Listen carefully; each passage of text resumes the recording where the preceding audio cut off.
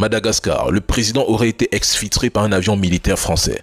Un accord direct a été scellé entre le président Macron et le président de Madagascar, permettant l'intervention des forces armées de la zone sud de l'océan Indien. Rajoelina n'est pas qu'un allié.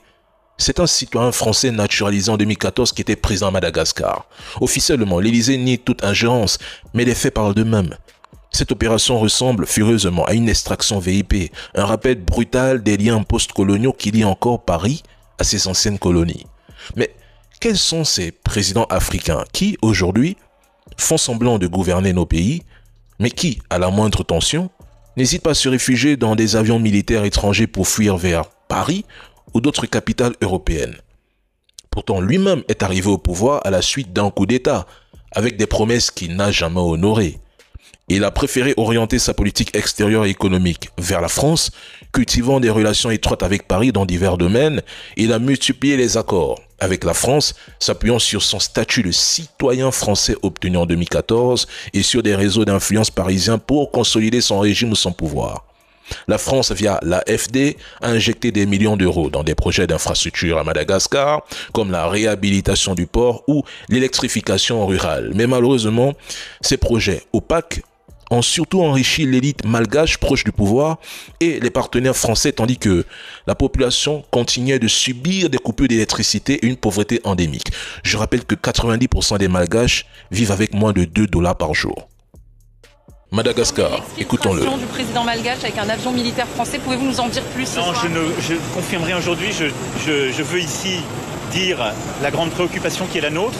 Et au fond, j'ai deux messages. Je pense qu'il est très important que l'ordre constitutionnel, la continuité institutionnelle soit préservée à Madagascar, parce qu'il en va de la stabilité du pays et des intérêts de la population aussi, pour que la communauté internationale puisse continuer d'aider. Parce que si l'ordre international et constitutionnel était rompu, on sait ce qui s'est passé, Madagascar l'a déjà vécu, ce serait évidemment les premières victimes seraient la population. Et à côté de ça, je veux dire ici, comme partout, qu'on regarde la jeunesse de ces pays avec beaucoup d'admiration, d'affection. On a une jeunesse qui s'est exprimée, qui est politisée, qui veut vivre mieux.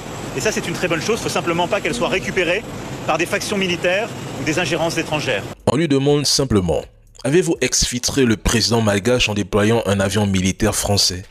Sa réponse, je ne confirme rien aujourd'hui. Autrement dit, il ne dément pas. Il sait très bien que quelque chose s'est passé dimanche, mais préfère ne pas l'assumer publiquement, car reconnaître l'envoi d'un avion militaire pour exfiltrer un président africain rejeté par son peuple serait une bombe politique en France comme à l'international. Ce serait admettre une ingérence flagrante dans les affaires malgaches et africaines et renforcer l'image d'une France néocoloniale protégeant encore ses pions sur le continent. Il évoque la jeunesse malgache qu'il décrit comme politisée et désireuse de vivre mieux. En réalité, cette politisation inquiète Paris. Il le dit lui-même. Il met en garde contre une récupération du peuple par des factions militaires ou des puissances étrangères.